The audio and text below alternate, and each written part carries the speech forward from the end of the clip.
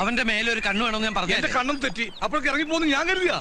ആകാശു ആകാശു ആകാശത്തിലേക്ക് നോക്കി വിളിക്കാതെ ഭൂമിയിലേക്ക് നോക്കി.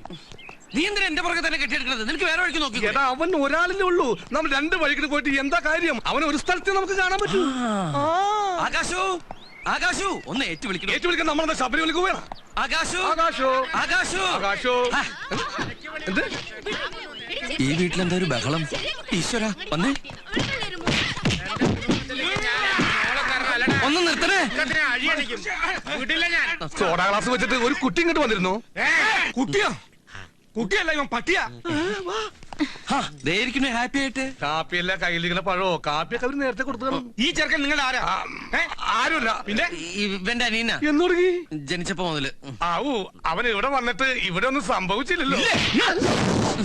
ഒരു കല്യാണ നിശ്ചയം ചക്കക്കൂട്ടം പോലെ ആക്കിട്ട് അവനിരുന്ന് സുഗന്ധദ്രവളെന്ന് കണ്ടില്ലേ?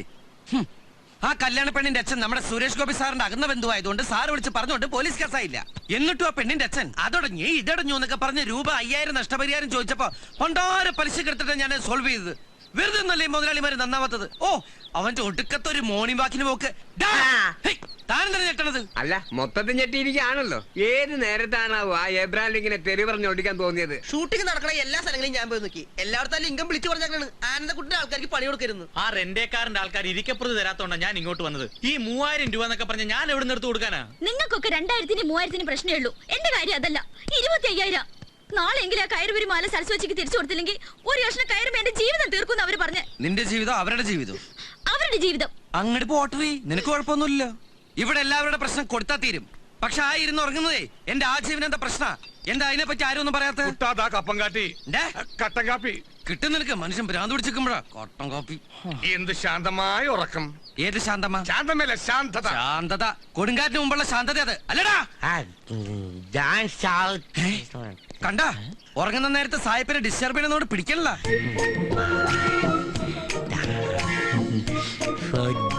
ഒറ്റക്കുത്തിരി കൊല്ലിങ്ങ. നീ എന്തിനാ അതിനോട് ദേഷ്യപ്പെടുന്നത്?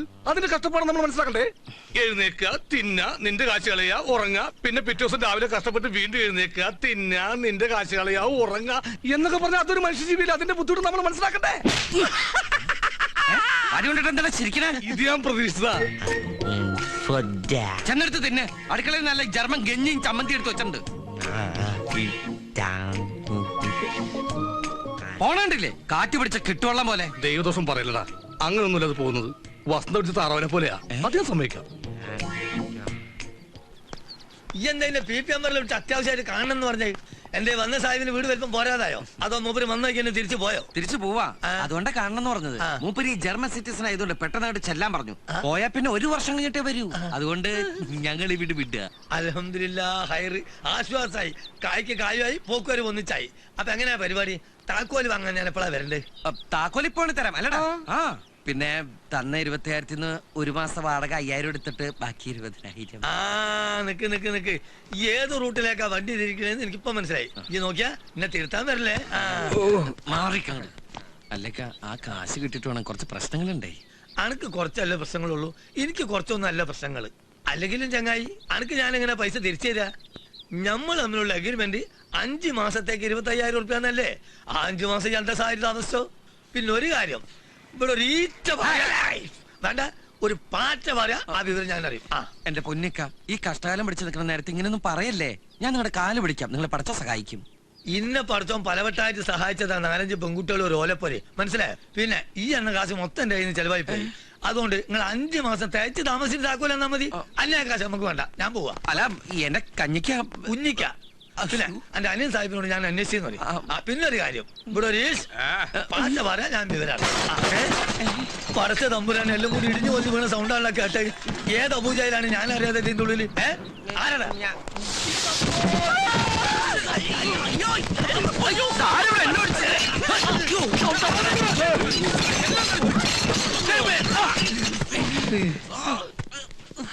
അതോ ഏതാണ് ഈ പ്ലീസ്? ഇതാണ് ജർമ്മനിയിൽ ഇമ്പോർട്ട് ചെയ്ത ജീവി. അതോ ഞാൻ വിചാരിച്ച അണ്ണാദറിന്റെ പ്രതിമ ഇറങ്ങി വന്നതാണെന്ന്.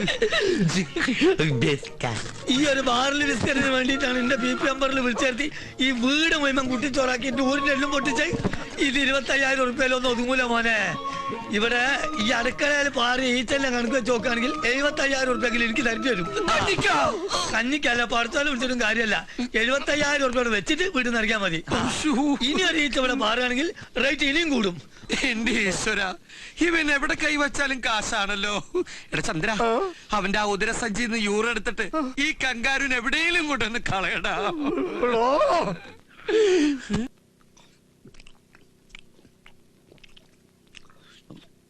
എടാ, ഈ എബ്രഹാം ലിങ്കൻ ആരാണെന്ന് ഇപ്പൊ മനസ്സിലായല്ലോ.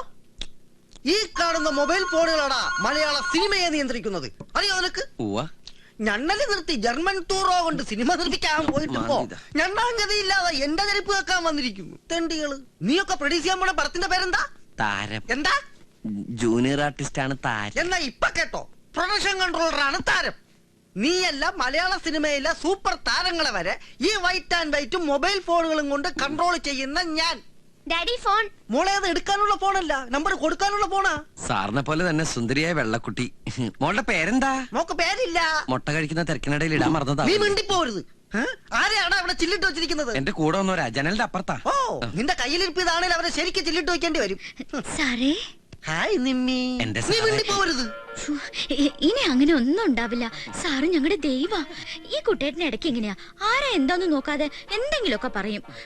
അത് ദേഷ്യം കൊണ്ടല്ല, ഈ അപസ്മാരം പോലത്തെ രോഗമെന്നാ ഡോക്ടർമാര് പറയണത്. ഡോക്ടർമാർക്ക് ഇത് അപസ്മാരമായിട്ട് തോന്നും. എനിക്കിത് അഹങ്കാരമായിട്ടാ തോന്നണത്. ഈ അഹങ്കാരവും ഗൂർക്കമ്പലിയും ദൂരെ നിന്ന് നോക്കിയാൽ മനസ്സിലാവത്തില്ല, അടുത്തിടെ പഴകുമ്പോഴേ മനസ്സിലാവൂ. പാൽക്കഞ്ഞി കൽക്കണ്ട വിട്ടോടി. അത് പ്രത്യേകിച്ച് പറയണോ ചായ? ചേച്ചി, പ്ലീസ് ചേച്ചി, ഞങ്ങളുടെ കാര്യം ഒന്ന് സാറിനോട് പറയോ.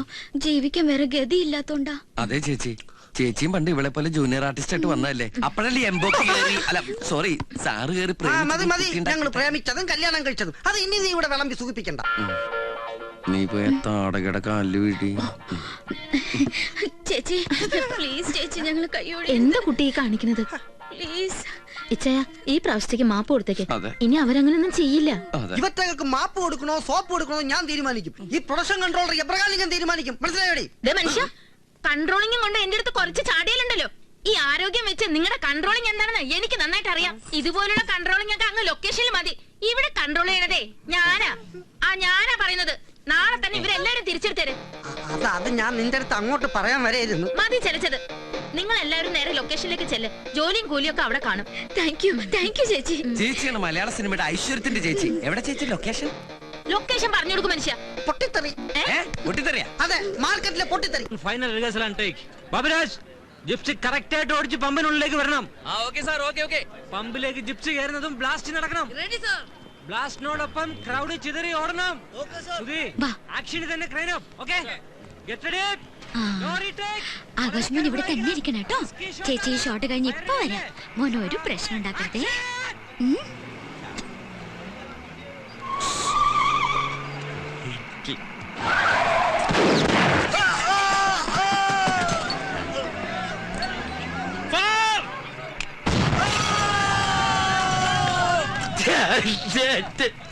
നമ്മൾ കറക്റ്റ് സമയത്ത് എത്തുന്ന ആൾക്കാരല്ലേട്ടാ. ശരി, ഞാൻ തിരിച്ചു വിളിക്കാം. 7 മണി കോൾ ഷീറ്റിന് ഇപ്പോഴാണോ കയറി വരുന്നത്? അത് സാറേ, ഇവനെ ആശുപത്രിയിൽ നിന്ന് ഡിസ്ചാർജ് പൊട്ടിക്കുന്നത് ഇവിടെയല്ലേ? അതിനു മുൻപ് ഇതാരും ഇവന്റെ തലയിലിട്ട് പൊട്ടിച്ചത്. അതൊരു വലിയ കഥയാണ്. കഥ എഴുതാൻ നീ ആര്? MTO ലോഹിദാസോ? ദേ, പിന്നൊരു കാര്യം പറഞ്ഞേക്കാം. ഇന്നലെ എന്റെ വീട്ടിൽ നടന്ന പൊട്ടിത്തെറി ഇവിടെങ്ങാനും കൊണ്ട് വിളമ്പിയാ? ഇല്ല സാറേ, ഒരിക്കലും ഇല്ല. നമ്മള് കുടുംബക്കാരാകുമ്പോ പല രഹസ്യം. നമ്മള് കുടുംബക്കാരാ? പോടാ. ദൈവമേ, ഇതെവിടെ എത്തിയ? എന്റെ ആറ്റുകാൽ ഭാസ്കര, അങ്ങനെ ഒരു ദൈവം ഇല്ല. ഇത്തരം സന്ദർഭങ്ങളിൽ ഇല്ലാത്ത ദൈവത്തെ വരെ വിളിച്ചു പോകും.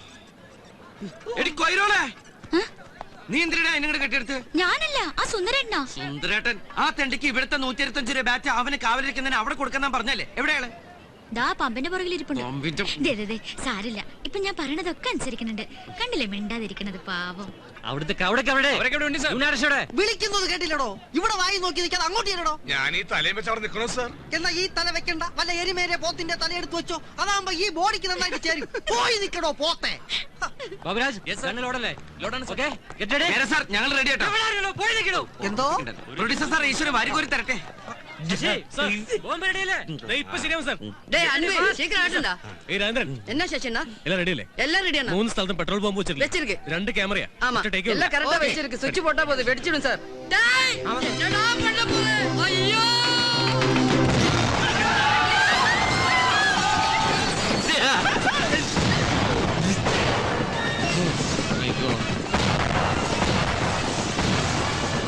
ബാബ് പൊട്ടിയ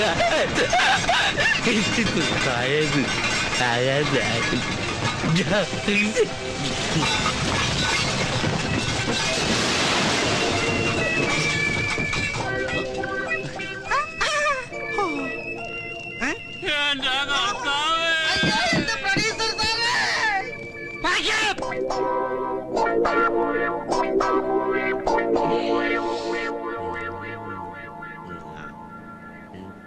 കഴുത്ത് വരെ പെരുമ്പാമ്പ് വിഴുങ്ങി അവന്റെ തലയില് ഹാന ചവിട്ടിന്ന് പറഞ്ഞ പോലെ. നീ നിന്റെ തലയാണ് ഉദ്ദേശിച്ചത്. ചിരിക്ക്, അങ്ങനെ നന്നായിട്ട് ചിരിക്ക്. നിന്റെ ഒടുക്കത്തെ ചിരി കാണുമ്പോ എന്റെ പുന്നാരനിയായി ചേട്ടന് കുളിര് പോരുക. മോനെ ആകാശ, നിന്റെ ഈ ചിരി ഞങ്ങൾക്കൊരു ആവേശമോ. പണിയും പോയി പട്ടിണി കിടക്കുമ്പോ നിന്റെ ഈ ചിരി പുഴുങ്ങി തിന്ന് ഞങ്ങക്ക് വയറ് നിറക്കാല്ലേ. ചിരിക്കടാ ചിരിക്കടാ, പൊട്ടി പൊട്ടി ചിരിക്കടാ. മത എല്ലാരും കൂടി ഒരു മിണ്ടാപ്രാണിയെ കളിയാക്കിയത്. നമ്മളെ പോലെ വകതിരിവുണ്ടായിരുന്നെങ്കിൽ ഇതെങ്ങനെയൊക്കെ ചെയ്യോ? നീ മിണ്ടരുത്. നിന്റെ വകതിരിവാണല്ലോ കട്ടത്. വീട്ടിൽ നിന്ന് സാധനത്തിന്റെ ലൊക്കേഷൻ കൊണ്ടൊന്നും പോരാ. ഞാൻ നോക്കിയിരുന്നതാ. ആ നേരത്തെ ഷോട്ടിന് വിളിച്ചതുകൊണ്ടാ. കുട്ടേട്ടനുണ്ടായിരുന്നല്ലോ, നോയിക്കൂടായിരുന്നോ?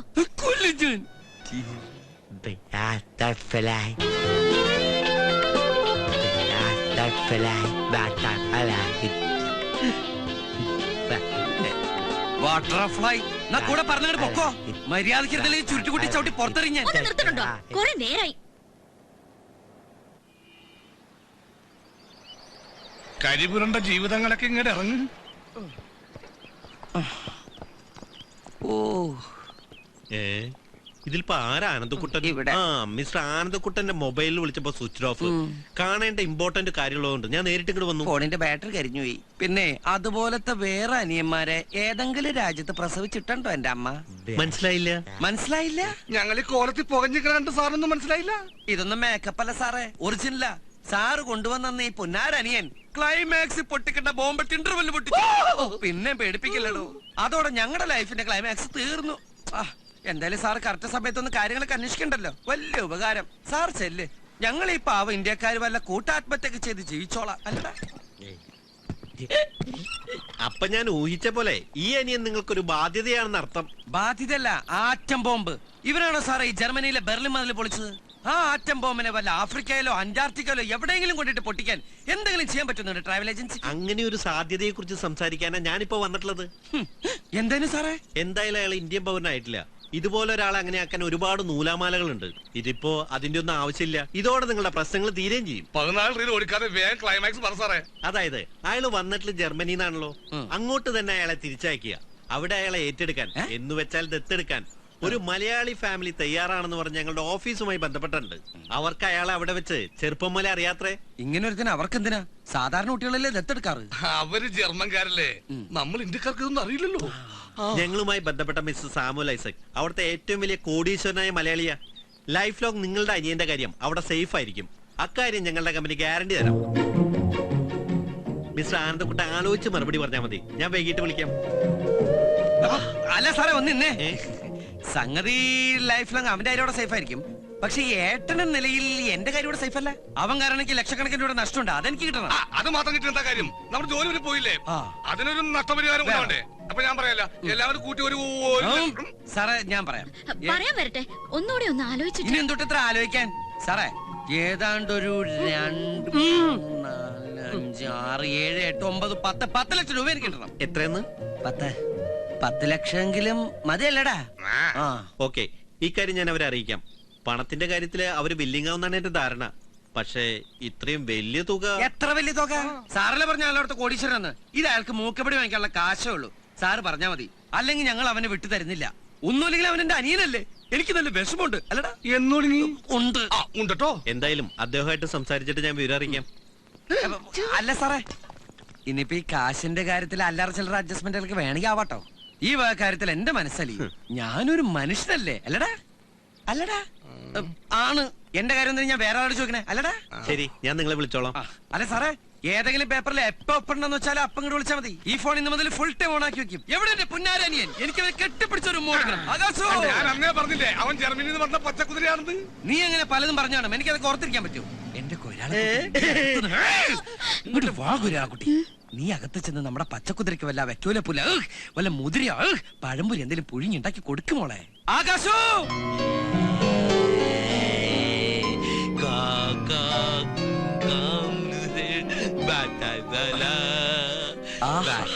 കേട്ടോടാ ഐശ്വര്യത്തിന്റെ സംഗീതം. ഈ ശുദ്ധ സംഗീതം ശ്രമിച്ച് ഈ ജർമ്മൻ സംഗീത സാഗരത്തിൽ തീർത്ത് നമുക്ക് അല്പസമയം വിശ്രമിക്കാം.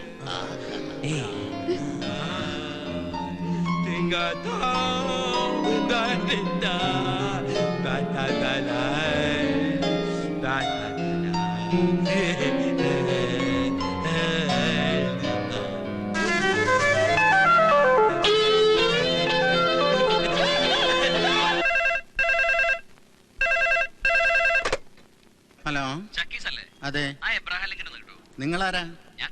ക്ലിന്റണോ? നിങ്ങളെന്താ ആളെ കളിയാക്കണോ? ഒരാൾ എബ്രഹാം ലിങ്കൺ, ഒരാൾ ക്ലിന്റൺ. ഇതെന്താ അമേരിക്കൻ പ്രസിഡന്റുമാരൊക്കെ സിനിമ പിടിക്കാൻ ഇറങ്ങിയിരിക്കാ? ഓ നശിപ്പിച്ചല്ലോ. അതാ പ്രൊഡക്ഷൻ കൺട്രോളിൽ ക്ലിന്റൺ പെരേരയാ. എല്ലാം കൂടെ പൊട്ടിത്തെറിച്ച് ഷൂട്ടിൽ നിന്നപ്പോ നിങ്ങളുടെ കാശിന് വേണ്ടി ഞങ്ങളുടെ ഫിലിം പെട്ടി യൂണിറ്റ് അംഗങ്ങളെയൊക്കെ പിടിച്ചു വെച്ചില്ലേ? അതിനൊരു നീക്കുപോക്കുണ്ടാക്കാൻ ഞാൻ അയാളോട് ഇങ്ങോട്ട് വിളിക്കാൻ പറഞ്ഞതാ. 2-3 ദിവസമായല്ല താൻ ഇങ്ങനെ അങ്ങോട്ടും ഇങ്ങോട്ടും കുറെ പടച്ചോമാരെയും വിളിച്ചുകൊണ്ട് നടക്കാൻ തുടങ്ങിയിട്ട്. എന്നിട്ട് ഈ നേരം വരെ ഒരു പടച്ചോന് എന്റെ ലോഡ്ജിന്റെ പൈസ കൊണ്ടും തന്നില്ലല്ലോ. എടോ കൺട്രോളറെ, തന്റെ ആൾക്കാർ ഇവിടെ കിടന്നുറങ്ങിയതിന്റെ കാശ് കിട്ടാതെ തന്നെയും വിടൂല, തന്റെ പെട്ടിയും ഞാൻ വിടൂല. എന്റെ വേളാങ്കണ്ണി മാതാവേ, ഏത് നേരത്താണാവോ സ്വന്തം ഫോൺ ബില്ല് അടയ്ക്കാൻ പോലും ഗതിയില്ലാത്ത ആ പ്രൊഡ്യൂസറുടെ പടം തന്നെ എടുത്ത് തലയിലേറ്റി വെക്കാൻ എനിക്ക് തോന്നിയത്. ഇപ്പൊ വരാവേ. എല്ലാം കൂടെ പണ്ടാരം അടങ്ങാനായിട്ട് പിന്നെ അവനെ കെട്ടിയെടുത്തോ? എന്താണോ അരയില് ബെൽറ്റ് ബോംബും കെട്ടിവെച്ചാണോ വരവ്? എന്നാൽ എന്നെ കൊന്നേക്ക്. ഞാൻ ആരും കൊല്ലാൻ വന്നൊന്നല്ല. പിന്നെ തിന്നാനാണോ? തനിക്കറിയോ തന്റെ അരബുദ്ധി അനിയൻ കാരണം 3 ദിവസമായി തീറ്റയും കൂടി മുട്ടിയിട്ട്. എന്റെ മാത്രമല്ല 10-30 ഉണ്ട് ഓരോ മുറിയിലായിട്ട്. ആ അനിയൻകാരനുണ്ടായ നഷ്ടം ആ അനിയൻ തന്നെ അങ്ങോട്ട് പരിഹരിച്ച പ്രശ്നം തീരുമല്ലോ. ആ പ്രൊഡ്യൂസർക്ക് വന്ന നഷ്ടത്തിന്റെ വകയിലേക്ക് 2 ലക്ഷം. കള്ളനോട്ടൊന്നും അല്ല സാറേ, നല്ല ജർമ്മൻ യൂറോ മാർക്കറ്റ് കാശാ. മാതാവേ, ഇതിലെന്തോ കൺഫ്യൂഷൻ ഉണ്ടല്ലോ. സത്യം പറഞ്ഞ നീ ഏത് ബാങ്കാ കൊള്ളയടിച്ചത്? അപ്പം തിന്നാ പോരെ, തന്റെ പേട്ട് തല കുഴിയിലിട്ട് നോക്കണോ? തന്റെ കോപ്പം പ്രൊഡ്യൂസറോട് പറഞ്ഞേക്ക്. ഈ ആനന്ദക്കുട്ടം വിചാരിച്ചാൽ ഇതുപോലത്തെ ഒരുപാട് 100ന്റെ കെട്ടുകൾ ഉണ്ടാക്കാൻ പറ്റുമെന്ന്. പിന്നെ ഇതും കൊണ്ട് വല്ല 5 സ്റ്റാർ ഹോട്ടലിലെ സൂട്ട് റൂമിൽ പോയി വെള്ളമടിച്ച് കളയാതെ പണിയെടുക്കുന്ന പാവപ്പെട്ട തൊഴിലാളികൾക്ക് വീതിച്ചു കൊടുക്കാൻ പറ. 2 ലക്ഷം 2 lakhs.